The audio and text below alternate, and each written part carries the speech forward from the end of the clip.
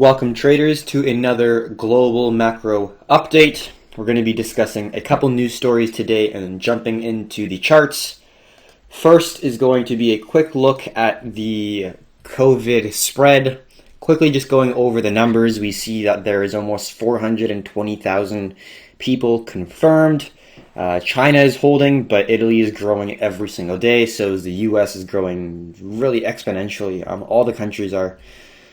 But it is a relief seeing China slow down its growth and basically not have any people infected or new people infected for 3-4 days now, which is a really good sight. But in terms of the Western world here in Europe and North America, we're probably going to see way worse before we see better, unfortunately. With BC, we have more deaths every week, and then this map is getting more and more red by the day. So we'll see how it goes. It's definitely exponential, which is really not a good situation. Total deaths, we're coming close to 20,000, which is really pretty scary here. Almost 7,000 deaths coming just from Italy. Almost 3,000 deaths in Spain. Almost 2,000 deaths in Iran. And what's really scary is this exponential growth chart here for the global cases from the Center of Systems Science and Engineering at Johns Hopkins University. We're really seeing exponential growth, this is what people should be understanding, is it's not, the number that you see on a screen isn't going to be representing the next week. It's going to grow so fast that I think a lot of people are going to be pretty petrified at how quickly this can spread. Because a lot of people don't understand how compound interest can work against them, especially when it's a devastating disease or pandemic like we're seeing right now. So, like I said, wish everyone the best. Stay safe, wash your hands, don't go out if you don't need to, and best of luck for everyone out there.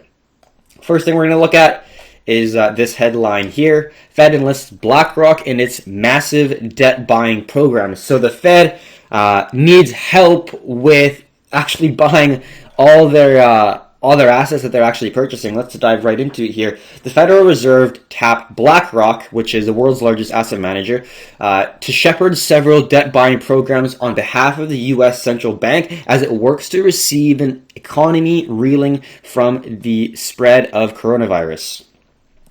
BlackRock is, like I said, world's largest asset manager, will serve as an investment advisor and manage assets for 3 separate programs, the New York Fed said Tuesday.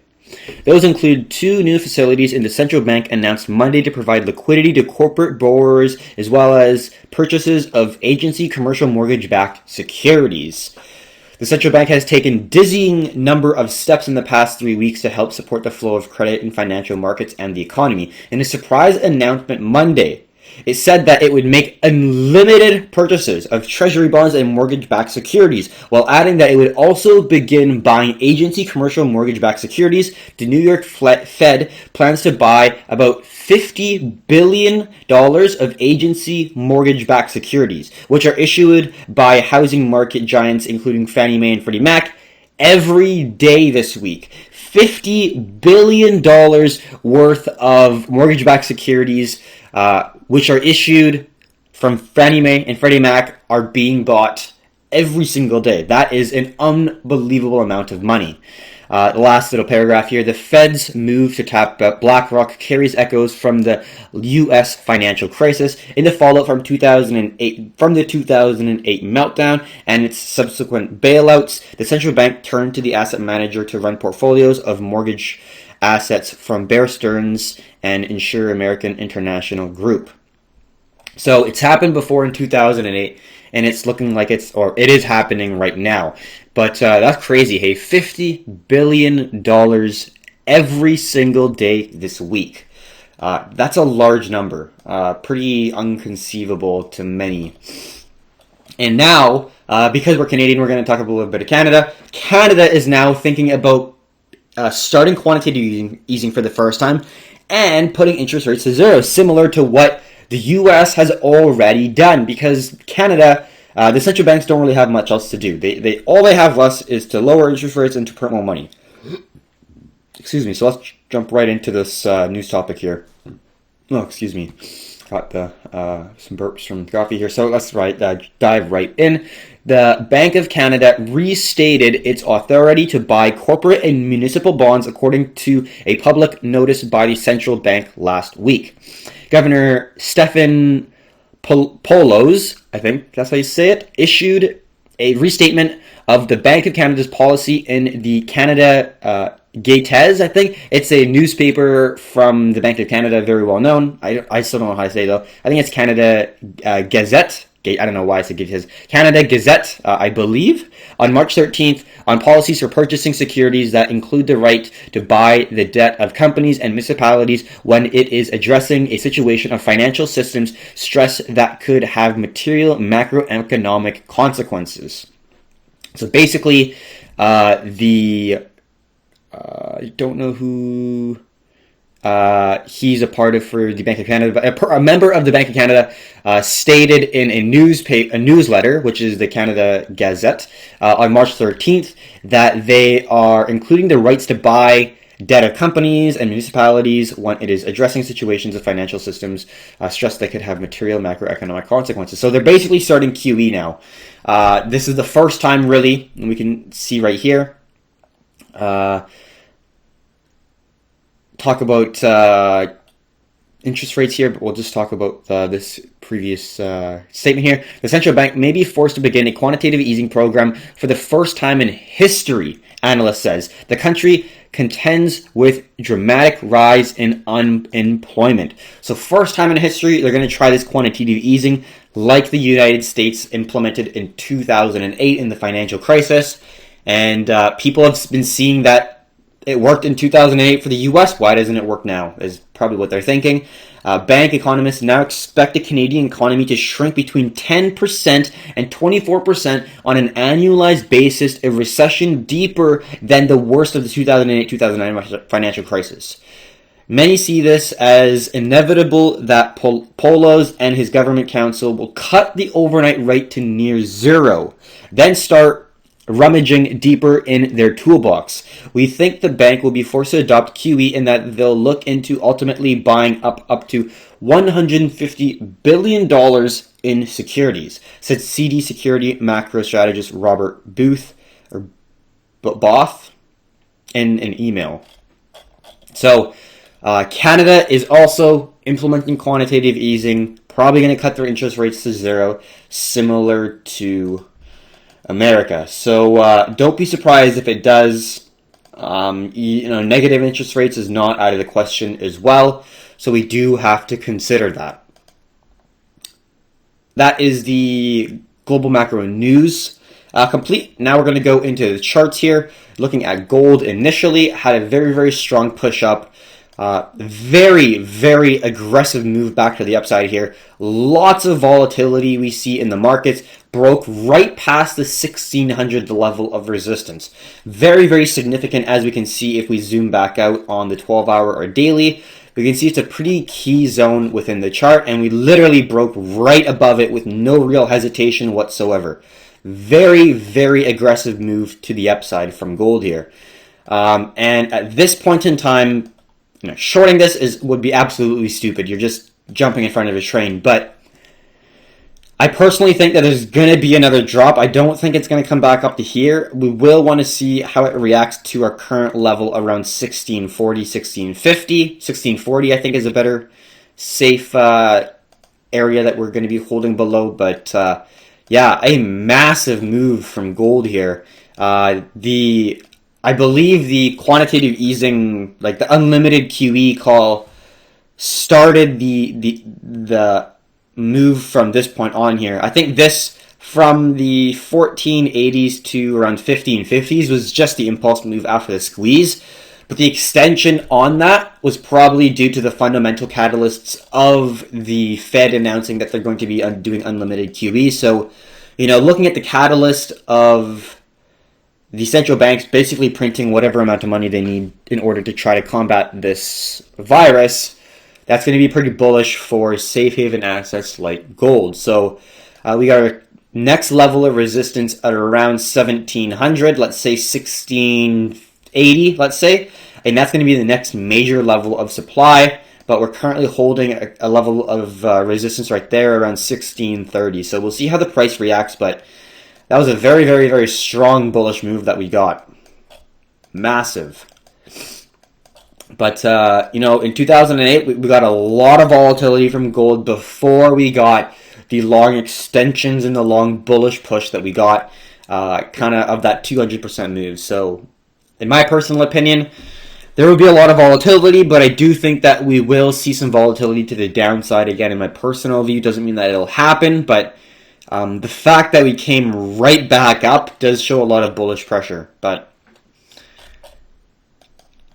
yeah, I'm kind of blown away at how fast that went up. It went faster on the way up than it went on the way down, which isn't that common. But yeah, we're getting a surge in volume here, and it's just a matter of if we're going to hit the high here or not. But as of right now, holy shit, hey. Looking at the weekly, we got our next major level at the recent high right here.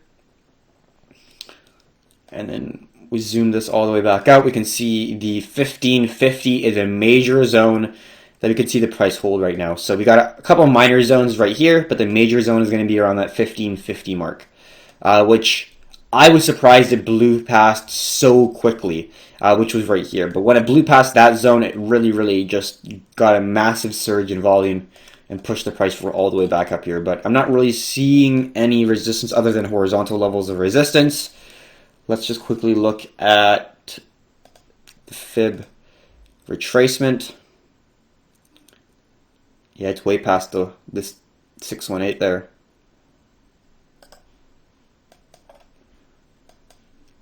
I'm going to zoom out a little bit further.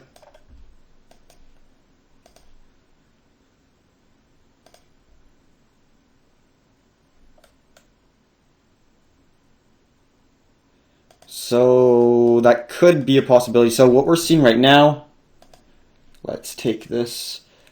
So I'm using fibs because we're on an uptrend here. We got our swing low, we got our swing high right here. And what do we see is we got our 618 right at that zone. Previous resistance could be a new level of support in confluence with previous historic resistances, as we can see. So we got a 618 that lines up right there. Yes, it did break, so we got the full completion back to the downside, but we have made it back higher than the 618 to the upside. So now I'm looking at the market in a little bit more of a bullish sense. So now the retracement is just going to be from the low to the high right here, like so.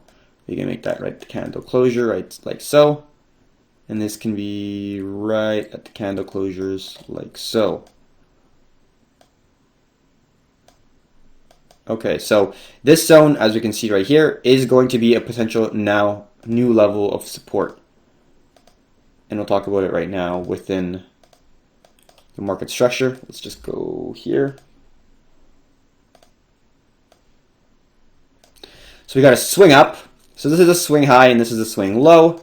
And this is the 618 level.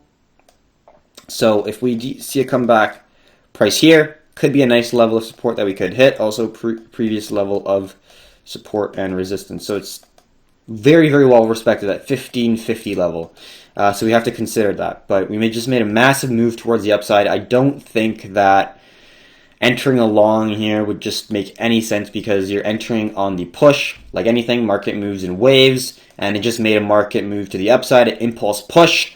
You're looking for the completion of the exhaustion. So the exhaustion could be a pullback to this zone, or it could be a pullback to this zone, all the way down here. But at the end of the day, we're not looking to enter at the completion of a push. We want to see a price action pattern that we can work with. So I don't really have an edge in the market right now that I'm able to trade. We did pretty well, or we saw that pretty well perfectly and capitalized on some of the move there, but we didn't. I didn't just hold the entire way. I was pretty surprised at how far that moved, but regardless, it's pretty damn good.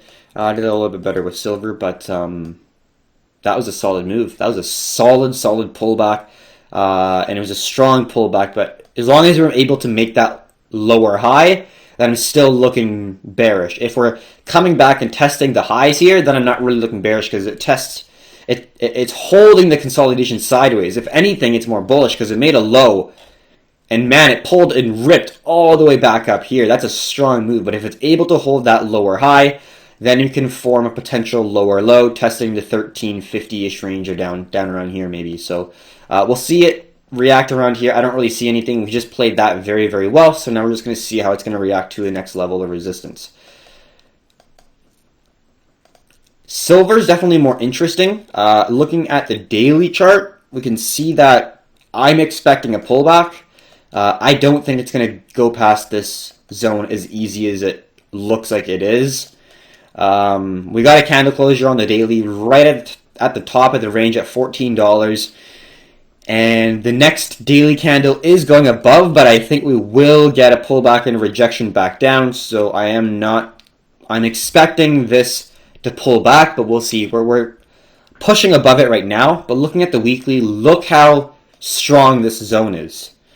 We were expecting a pullback, that makes sense, but in my opinion, we're going to have a zone of confluence here where there's going to be sell pressure, and I think we will get the sellers to push the price back down here. We don't know exactly. If it breaks in, if it holds above the zone, well, then we're looking bullish. That's fantastic. But while the daily candle is not closed, I don't have full confirmation, and my bias is still to the downside. Until we see the candles closed above the zone, then I will have to change my bias. But our silver had like a phenomenal reversal here as well. Very, very nice. Accumulation phase, first move up, reaccumulation phase, and then had a nice extension back up to the retest area, which is going to pull the price. Remember, major key zones both repel and attract the price. So that's silver. We're going to see if it's going to hold at that zone or not. I'm not going to really be doing anything other than that. That was a great, great reversal that we were able to understand, and we have made a call from very early on that we could see that reversal after it broke the descending trend line. So hopefully some people were able to capitalize on that. If not, there's going to be a lot more opportunity here to come. On the gold and silver ratio, we're getting a retracement because silver is doing pretty well, as we can see. If we're able to get a candle closure at the resistance, that's pretty significant in my opinion. And then if we're sticking within that ascending channel, that is great to see. We're looking for the silver and gold ratio to go down pretty aggressively here, and then we could see silver become a pretty good investment because it's going to be very undervalued compared to gold. U.S. oil. So it's still in the consolidation, not a whole lot to talk about. We see a squeeze in price where we see higher lows and lower highs, and not a whole lot more to talk about. We already know what we're going to do for squeezes, and you could put it up here. I'm going to be a little bit more conservative and put the trend line down here, but at the end of the day, we're probably going to get a reversal. So if it breaks this trend line, we're probably going to get a move up here. $28 is the mid-range zone, and then back up to the open of the gap down would be 35. So it's just a matter of if we're going to come back all the way up here. Like we saw in gold and silver, it can happen. So we'll see if it's able to break this, and if it is, it could be pretty bullish, hitting our first zone and then even potentially hitting our next zone of resistance.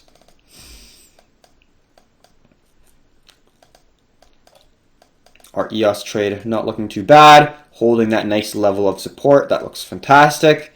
Bitcoin's still grinding up, making higher highs and higher lows. We'll see how it does at above this level, but I think EOS will be able to hit our potential first level, take profit here. We're not going to talk about crypto markets right now, but it is definitely something that we're interested in. So on the monthly chart of DYX, which is basically the US dollar currency index, we can see it's still not able to go above 102, but that is going to be the main level of resistance. We're going to see the price potentially break. We're going to stick to the larger time frames on this chart, and then this is going to give us an analysis to see how strong or weak the US dollar is. Right now, it's pretty strong. We saw a massive move from 94 to 103 this month. So next month, we'll see where it closes, and we'll see where it goes. We're right at a resistance point, so it's just a matter of if we're going to reject down or if we're going to break above the area. SPY had a big bounce up, pretty big breakout. We can see we got a bounce off that $2,300 level of support. I'm not expecting a major rally up, but I'm expecting some level of a pullback, maybe to 26. 27 is our next zone. Looking at the smaller time frames, we can see, let's get this right here. Mind you, we've been calling this breakout for a while, for this descending trend line here. Rejection, rejection, rejection, rejection, rejection, rejection, rejection, break, retest right here. And now we are starting our momentum here. So that could be a potential entry right here if we get a pullback at this zone. And then your stop loss would be down here. But you do have to consider a couple options. You could have the price potentially come back down here, test this zone, and then come back up. So it's either you're going to enter right here, you're going to have to be willing to accept that room, or you're going to set a tighter stop loss, get out if it does break below here, and then have a potential re-entry if you see some interactions coming at this zone here with that support, that support. So you got a couple options here in my personal opinion, but we've definitely broken it. It's not going to be like this one where it's just a wick out and then it came right back in. We're not interested in fake outs, we're interested in actual breaks. So this is officially broken out of the descending zone. So now we're expecting a pullback, first level of resistance, second level of resistance, and we got a minor level around 26-ish right around here. So we'll see where the price goes. Just in terms of leverage ETFs, we're going to be looking for potential entries here. But we'll see where it goes. That's a good opportunity, I think. That's a good opportunity if it does come down, if we're able to get a nice little squeeze. You know, that's a good opportunity. We'll see where it goes. But overall, looking a little bit more bullish, we see a nice curved zone right here. The main thing is if we break this descending zone, then obviously working a little more bearish. If we're just seeing consolidation, we won't want to see if this consolidation will continue kind of like here, or if this is going to be the resistance that we could see a consolidation in. But like any market, like we always say, usually going to see something like this. We saw that in gold, where we see lower highs and lower lows, and then you see a consolidation, and then you see a trend kind of starting where you're seeing higher highs and higher lows. So initially, you're looking for that descending zone, and then you're looking for a break in consolidation before making a move to the upside.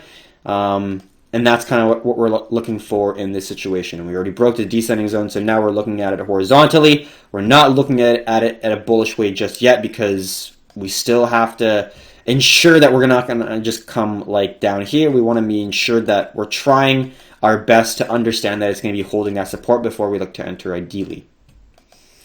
So that's analysis for the S&P 500. Don't have any questions from the YouTube. Like I said before, I got kicked off of TikTok. I don't know why. I didn't have music playing or anything, but it had copyright issues. I was just looking at charts like we always do. No different. But a little bit weird, but you know, it's only banned for 24 hours, so hopefully the ban gets taken off here in 24 hours, and then we can continue on. So thank you very much for watching, everyone who did. Not really actionable stuff to take for this upcoming week here. Silver and gold were great plays, so if you're able to capture that reversal, good on you. Really, really good support held, break of the descending zone, market structure, price action, all of the things coming together to create a nice entry opportunity. So, yeah, at this point, we're going to see how it reacts around the $14 range for silver, and then we're going to see how it reacts to around the $16.50 zone for gold. So thank you very much for watching, everyone, and until next time, have a good one.